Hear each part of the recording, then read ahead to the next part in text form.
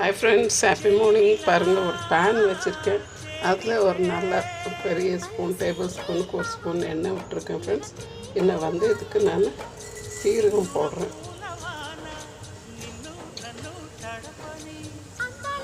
இந்த சீரகம் கொஞ்சம் பொரியட்டும். பாருங்கள் ஃப்ரெண்ட்ஸ், இப்போ நம்மளுடைய சீரகம் பொரிஞ்சிடுச்சு. நான் கிழங்கு வேக வச்சு வச்சுருந்தேன், அதை கட் பண்ணி வச்சுருக்கேன். அதை இதில் சேர்த்துடுறேன். இது வேக வச்ச கிழங்கு தோல் உரித்து கட் பண்ணி வச்சுருக்கேன்.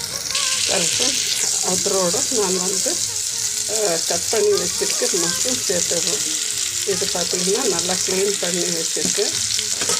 அந்த மஷ்ரூம் இது வந்து 200 கிராம் மஷ்ரூம் இருக்கும்.